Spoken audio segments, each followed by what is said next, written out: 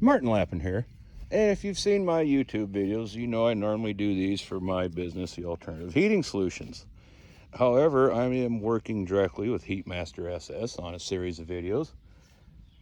And by coincidence, if you go to HeatMasterss.com, that would be our website. But I just unloaded the newest versions of the G series this morning. I took 5 of them, which I would have took more, but the truck was full. Anyways, right off the get-go, you can see the doors are different and the latches have changed.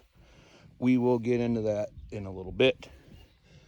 The other thing, if you're familiar with the other G series, it'd be a plastic box here with a lid on. Well, no more. Steel cover. There's your controls, there's your cold start, the breaker, and your main power, and a wiring diagram. And some more instructions. And please read the instructions.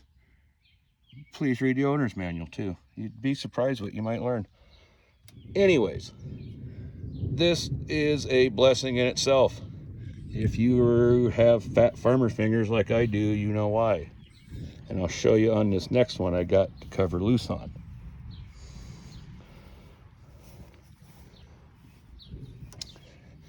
Loosen the top and bottom screws and that just lifts right out.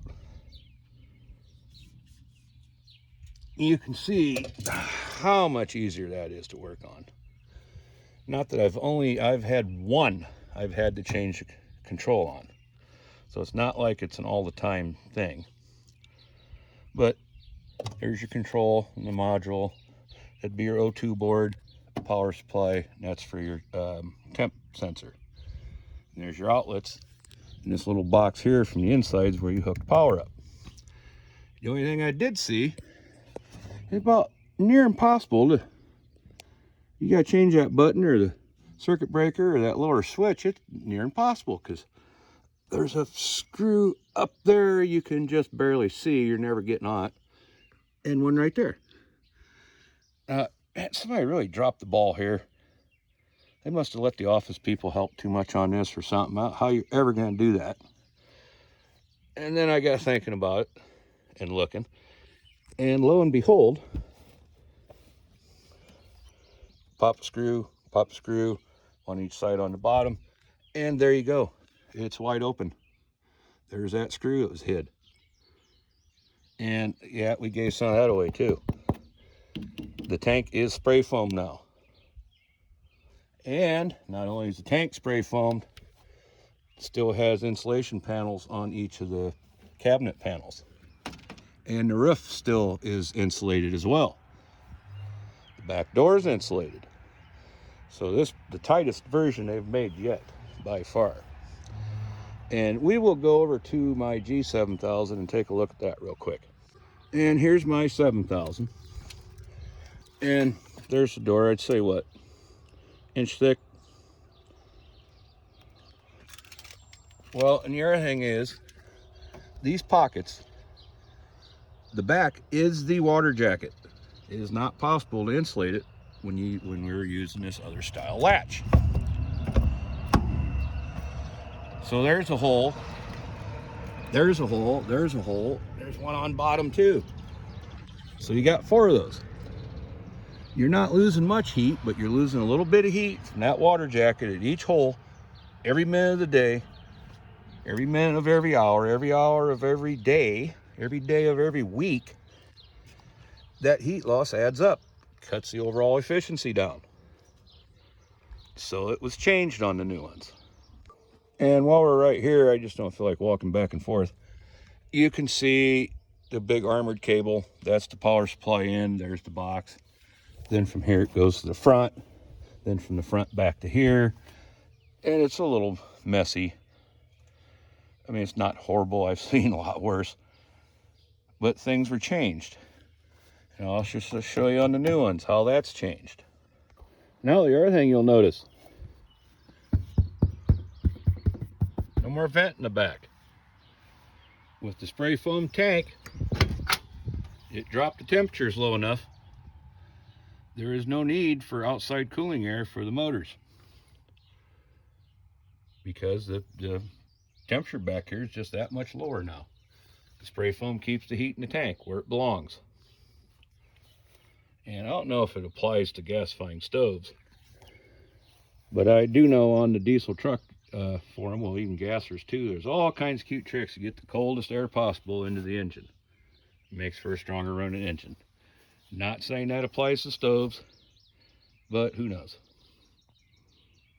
Now, yes, return goes to the top, and we pull from the bottom.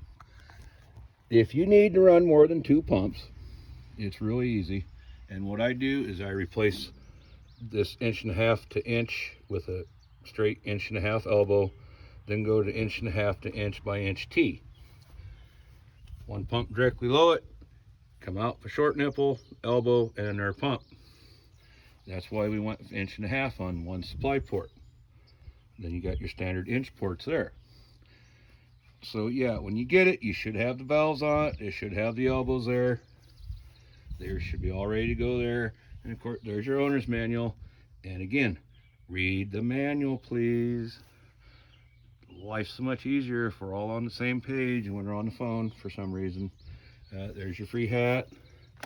There's a cute little, oh, what's the word I'm looking for? Headbands. It's a light. Can't think of the proper name for it right now. Too hot. Brain's been cooking all day. And there we go.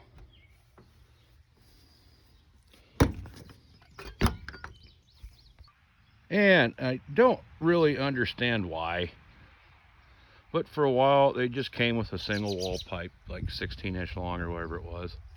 And some people just had a screaming fit over that. It's 16 inches long. It's not going to affect the stove. So back to the double wall pipe. Comes from the factory pre-installed. It's already sealed in.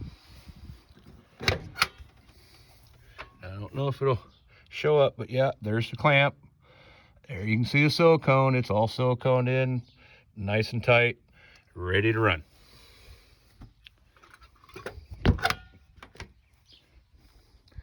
And it's got that cute plastic cap. Save that, you can put it on at the end of the year. And here we are back at the new one. And we're like, what? At least 1.5 inches thick. I don't think it's 2, but it's considerably thicker than the old ones. I mean, it's visible. No more pockets cut in the skins. That's all insulation behind there, 100%. Instead, the latch is external.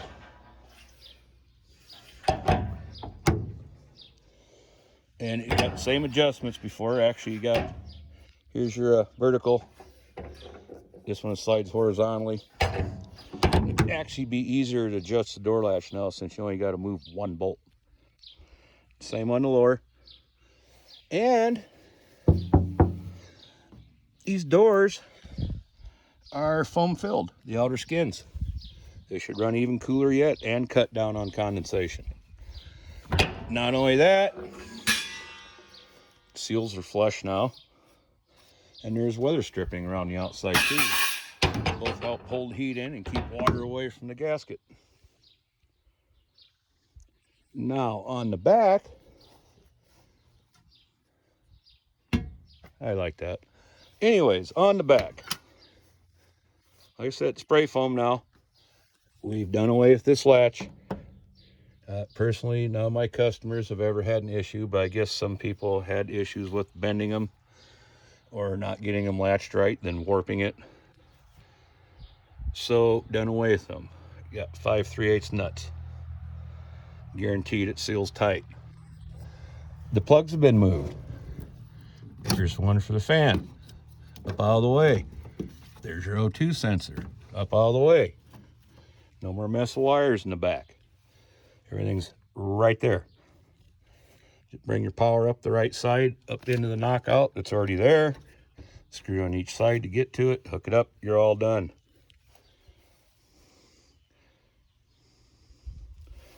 And if you're buying these new, you should get the gallon of water treatment, the 4 paper mailers, the tubes to send in the sample bottles, a moisture meter. You should get 2 ash tools, And that's the tool for the plug on the front. That's the same as last year's. There's your float. And these are cute. What those are is after you get your underground line in through the factory knockouts, you put these in from the bottom. Well, you can do from the top down too. Don't matter. Closes off your hole around your underground pipe. And I've only had it once, but I did have to go to the customers and fix a bunch of wiring because a mouse got up behind the control box on the older series and had all the wiring chewed up in here. So yeah, coldest day of the year too, of course, because we all know just wearing gloves while doing electrical work always works so well. Work on 5 minutes, go in the trailer for 10 until I got filling back in my fingers.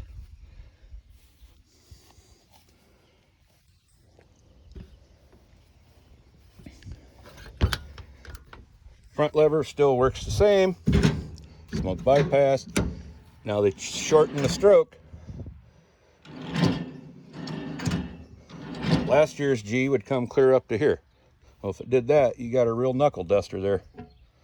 So that's the stroke on them now. Other than that, just some more well thought out changes, which put them at the top of the market as far as the overall efficiency goes on the G4000. This has been Martin Lappin for HeatMasterss.com.